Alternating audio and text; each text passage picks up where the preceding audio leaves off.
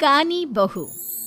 किशोरी लाल जी के बेटे राघव की शादी की बात जगह जगह चल रही थी, लेकिन किशोरी लाल जी को कोई लड़की पसंद ही नहीं आती थी।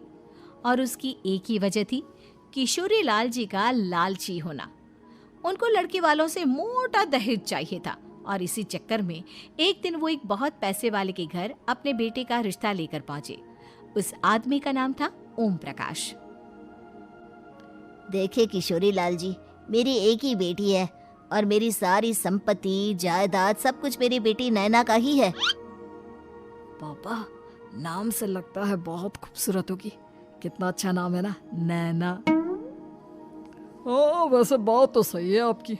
अब इतना पैसा है, जमीन जायदाद है, इकलौती बेटी, आप भी क्या करेंगे? सब कुछ उसे ही देंगे ना। बिल्कुल ठीक पहचाना आपने। बस बेटी की शादी और सारी जायदाद उसके नाम। पापा, बिना देखे हाँ कर दीजिए ना। इतना अच्छा रिश्ता फिर कहाँ मिलेगा? माला माल हो जाएंगे हम। मैं अपनी बेटी को बुलाता हूँ। अरे नहीं नहीं नहीं नहीं, आपकी बेटी का नाम नैना है, सुनकर ही लगता है बहुत सुंदर होगी। रहने दीजिए अंकल, मैं तो आपकी बेटी के नाम से ही इतना खुश हो गया हूँ कि उसे बिना देखे शादी करने को तैयार हूँ। अब तो मैं उसका चेहरा सीधे शादी के बाद ही देखूंगा। और इस तरह राघव नैना का चेहरा नहीं देखता और उससे शादी कर लेता है। शादी के बाद अपनी सुहाग रात पर जब राघव नैना का घूंघट उठाकर देखता है तो नैना की आंखें बंद थी। कितने खूबसूरत हो तुम नैना, जरा अपनी आंखें खोलकर मेरी तरफ देखो तो सही। नहीं, मुझे शर्म आती है। अरे, मैंने तुम्हें शादी से पहले भी नहीं देखा, और अब अगर तुम आंखें खोलकर मुझे देखोगे भी नहीं तो मुझे अच्छा कैसे लगेगा? इससे पहले कि नैना अपनी आंखें खोलकर राघव की तरफ देखती, अचानक से लाइट चली गई और राघव नैना को पूरी तरह से देख भी नहीं पाया। अगली सुबह नैना राघव के लिए नाश्ता बनाकर लेकर आई। अरे ये क्या, आधा पराठा सेका हुआ है और आधा बिल्कुल कच्चा। ये तुमने क्या किया नैना?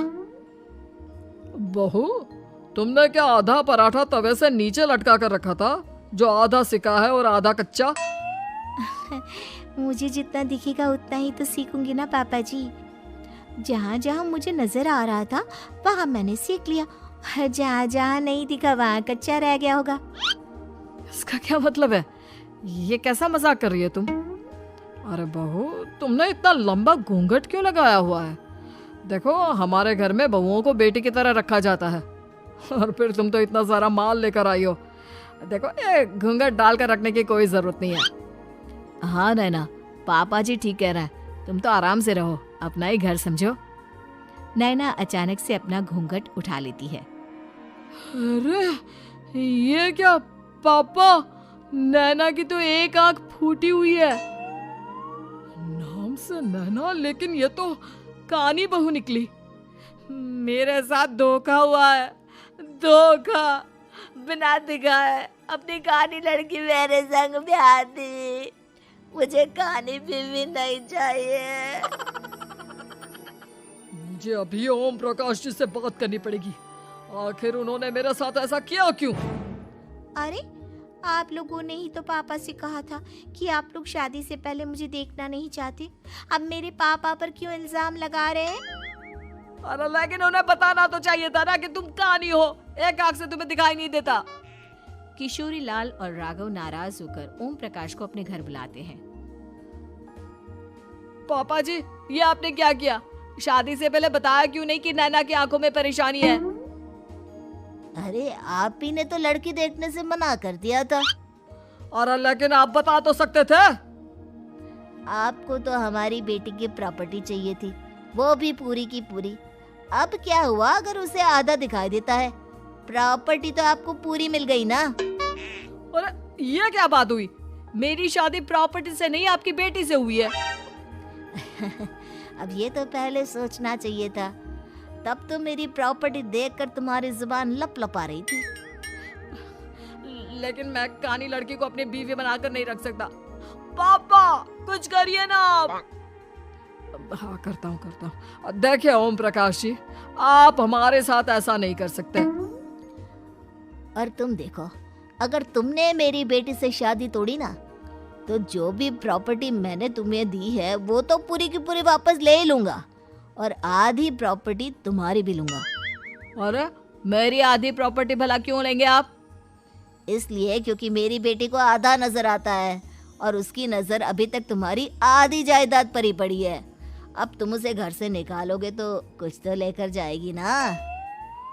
और अगर हम आपकी बेटी को अपने घर की बहू बना कर रखे तो? तो तुम्हारी पूरी प्रॉपर्टी तुम्हारी ही रहेगी, और जो मैंने तुम्हें दिया है ना, उसमें से बस मैं आधा लेकर जाऊंगा। अरे लेकिन अब आप अपनी दी हुई प्रॉपर्टी में से आधी वापस क्यों लेकर जाएंगे? अगर मैं आपकी बेटी को अपनी पत्नी बनाकर रखने को तैयार हूँ तो? इसलिए ताकि भविष्य में अगर तुम मेरी बेटी को धोखा दो तो उसके पास कुछ तो रहे जो पति का हो। वैसे मेरे पास तो बहुत कुछ है, लेकिन अपने पति की कोई निशानी तो उसके पास होनी चाहिए ना।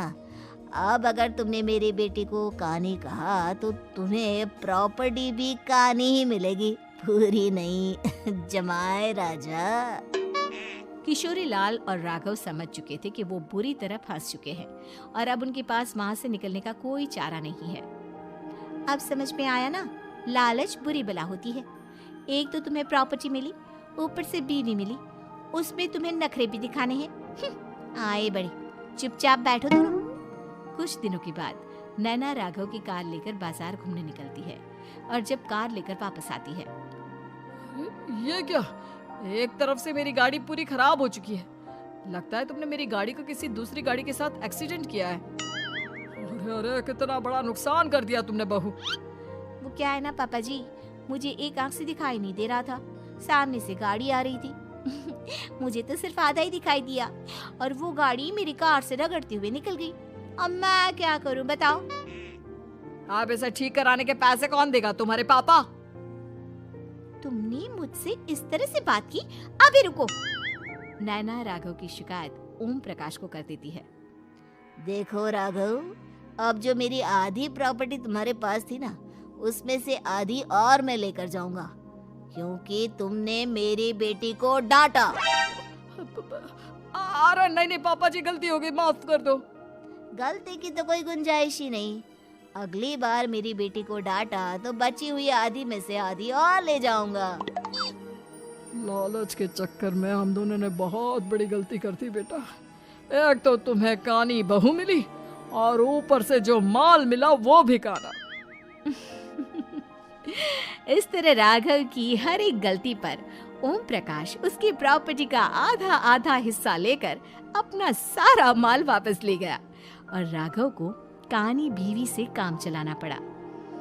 भाई लालच वाकई में बुरी बला है। उम्मीद है कि आपको हमारी ये कहानी पसंद आई होगी। कृपया हमारे चैनल को सब्सक्राइब करें और सभी अपडेट्स के लिए बेल आइकन जरूर क्लिक करें। और हाँ, वीडियो लाइक और शेयर करना मत भूलिएगा। Bye bye.